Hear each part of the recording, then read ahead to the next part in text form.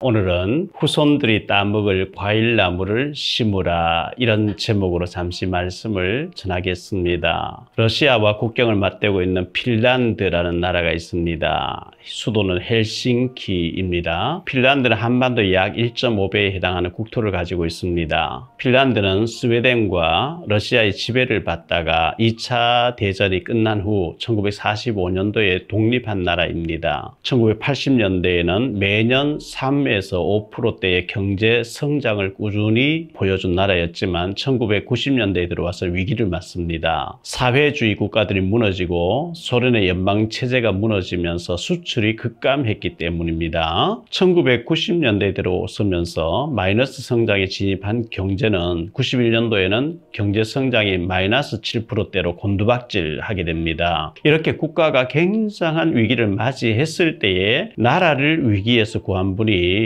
에스코 아호라고 하는 총리였습니다. 에스코 아호는 1991년 당시 36세의 젊은 나이로 총리로 선출되어 95년도까지 총리로 재직한 정치인입니다. 그는 총리 시절에 고강도 구조조정을 통하여 국가의 체질을 바꾸고 정보기술과 첨단 산업에 과감하게 투자해서 나라를 위기에서 구해낸 훌륭한 정치인이었습니다. 그는 총리직을 떠난 후 당시 핀란드의 대표 기업이었던 휴대전화 브랜드 노키아라고 하는 그 유명한 전화가 있었잖아요. 거기 수석 부사장으로 재직하면서 전 세계 휴대폰의 30%를 장악하는 성장을 이끌었던 장본인입니다. 그러다가 노키아는 스마트폰 분야에서 빠르게 체질 갱신을 못함으로 휴대폰을 접게 되기도 했습니다. 2008년도 서울에서 열린 국제 컨퍼런스에 참여하면서 기자와 인터뷰했을 때 그는 정치 지도자란 장밋빛 미래가 아닌 국가 가치한 현실을 냉정하게 국민들에게 보여주는 것이 정치 지도자가 할 역할이라고 하였습니다. 지도자란 국가 위기의 순간에 나무가 아닌 숲을 보는 상상력을 발휘해서 후손들이 따먹을 수 있는 과일나무를 미리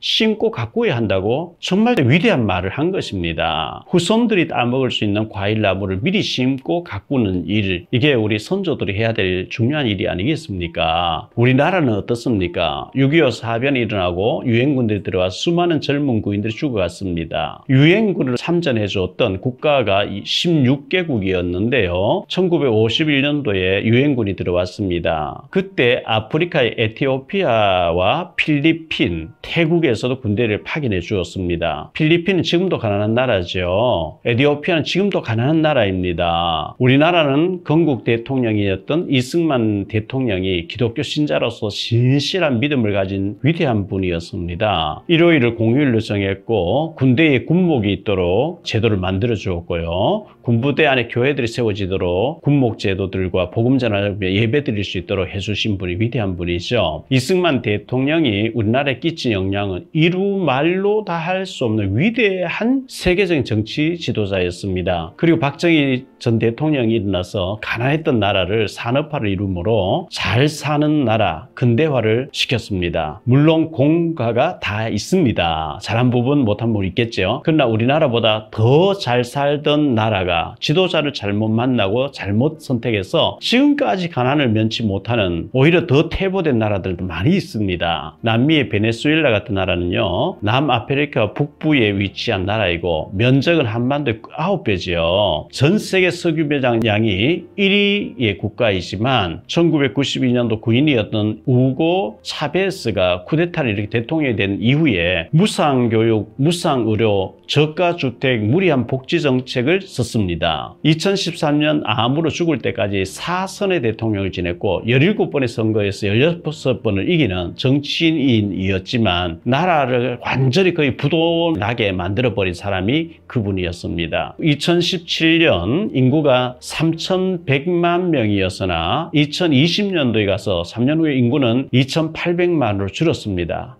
많은 국민들이 외국으로 이민을 가고 돈을 벌기 위해서 떠났기 때문에 나라 가난해질이 그렇게 됐습니다. 그 많은 지하 자원의 석유 매장량 세계 1위임에도 불구하고 지도자가 잘못 정치해서 국가가 부도날 정도로 심각해져 버린 나라가 베네수엘라입니다. 여기에 비해서 에스코 아호 전 핀란드 총리의 말이 감동적이지 않습니까? 위대한 지도자는 그 후손들이 따먹을 수 있는 과일나무를 미리미리 심어두고 가꾸고 후손들이 따먹고 행복해지도록 선조들이 해야 된다. 저는 너무 멋있는 말이라고 생각되어집니다. 우리가 하나님을 경외하고 하나님을 잘 섬기고 믿음으로 살면 하나님께서는 우리 후손들을 축복해 주십니다. 시편 37편 25절 26절에 내가 어려서부터 늙기까지 의인이 버림을 당하거나 그 자손이 걸식함을 보지 못하였도다. 저는 종일토록 은혜를 베풀고 꾸어주니 그 자손이 복을 받는도다. 출애굽기 20장 6절에 나를 사랑하고 내 계명을 지키는 자에게는 천대까지 은혜를 베푸느니라 이렇게 말씀하고 있어요. 하나님을 경외하고 믿음 생활 잘하고 헌금 생활로 많이